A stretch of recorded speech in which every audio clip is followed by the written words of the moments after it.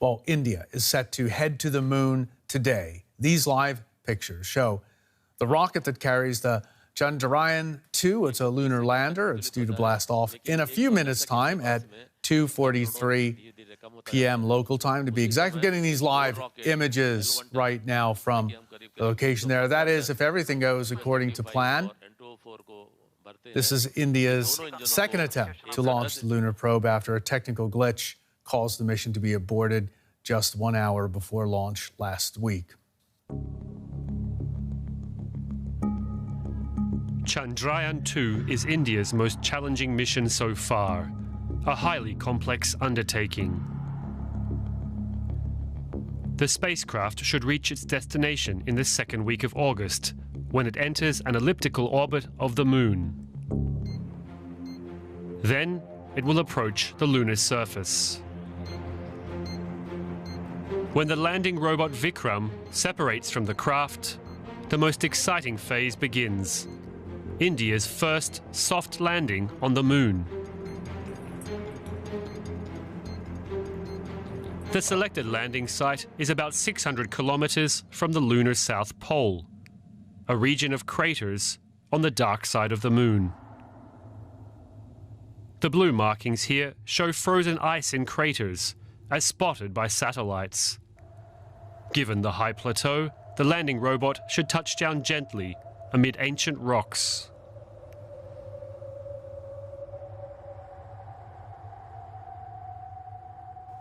After landing, Vikram will open its doors and release India's first lunar rover onto the surface.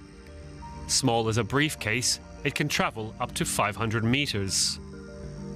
With its onboard instruments, the rover will measure water-bearing minerals in the lunar rock, as well as the concentration of elements such as aluminum, silicon, and titanium. Meanwhile, the landing robot will record moonquakes and explore so-called lunar plasma, a thin layer of electrically charged particles above the surface. Vikram and the rover will be able to collect data for a few Earth days. Then it will go dark for 14 days.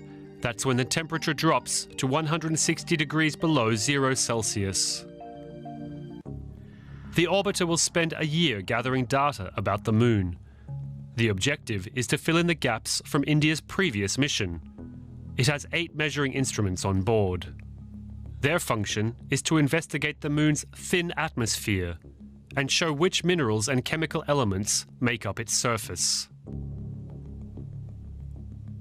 For the first time, a special radar will be used to determine the location and quantity of frozen water. India's mission is the first to bring this type of instrument to the moon. As we wait for blast off, let's go to DW's Sanya Falnikar live following the story for us in Delhi. Sanya, how confident are Indian scientists in today's launch? There's a very tight launch window that they have to meet. That's right, Brian. I mean, scientists today have a window of literally 1 minute to carry out this launch. That's a really tight window. So they have very little flexibility in terms of time. So the pressure is really on to get this right this time. There can be no room for delay. So I think there are a lot of, tense and anxious moments going on right now at that space station on India's eastern coast. Okay, Sanya, Mission Control tweeted earlier that the Chandrayaan2 is ready to take 1 billion dreams to the moon. What does this launch mean for India's space program?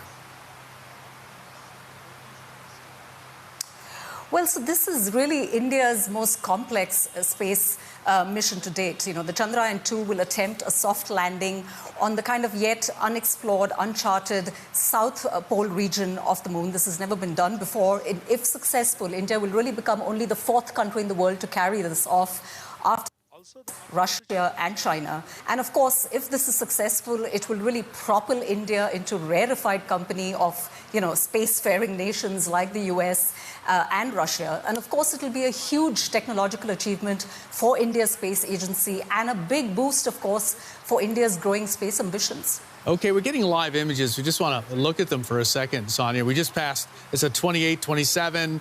We're getting the countdown now for the launch of the Chandrayaan Chandrayaan-2 lunar probe. We're going to follow the countdown. This is so exciting. It means so much, not only, of course, everyone we've been looking at there live at Mission Control, but for the entire nation. We'll be talking about that in a bit. 6, 5, 4, 3, 2, 1.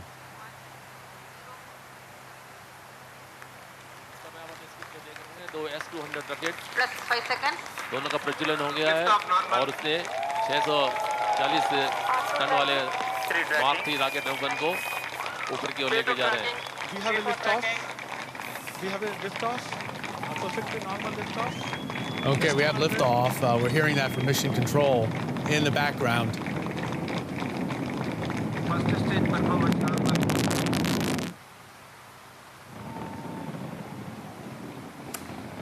How long till we know that everything's okay, Sonia? We're getting some cloud cover. We can't see exactly. We'll find out. Sonia, thanks so much for being with us. We're getting these live images from Mission Control there. We'll find out more about this launch in just a bit. I'm Brian Thomas. Thanks so much for being here. There's more at our website, dw.com, as well. India has achieved liftoff for its mission to the moon. 3, 2, 1, 0. Just a few hours ago, the spacecraft Chandrayaan-2 left its base in Sriharikota off India's southern coast. It's the second attempt after a fuel leak forced the launch to be aborted last week. The rocket, which is made up of an orbiter, a lander and a rover, will take about 2 months to travel to the moon. If the landing is a success, India will become just the 4th country to land on the moon after Russia, the US and China. For more, we're joined by Neha Punia live from New Delhi. Neha, India's moon rocket will be traveling to places previously unknown. That's right. The Indian Space Agency, ISRO, is targeting the southern pole of the moon. Interestingly, in 2008, when the first moon mission was launched by India, its orbiter didn't land on the moon, but it did crash land quite close to the landing site that ISRO has identified this time around. And that mission is how the world was given a confirmation that there is, in fact, frozen water on the moon's surface. To build on that finding is why ISRO has picked the southern pole of the moon as well. Of course, the fact that it's untouched, it's unexplored, and this mission will give India a chance to go down in history as the first country to land there is also a big reason. But the Indian Space Agency says that its main aim, of course, is to try and understand to what extent is water ice found on the moon's south pole, how usable is this water, and there will also, they're saying, be a study conducted of the craters which possibly hold a history of our solar system. Neha, compared to other space powers, India's space ambitions, they're famously low cost. That's right. We've seen 3 other countries carry out successful lunar expeditions. That's Russia, China, and the United States. And all of their missions have cost anywhere between $8 billion to about $100 million. That's how much NASA's last mission cost. And this specific mission, Chandrayaan-2, has cost India only $150 million.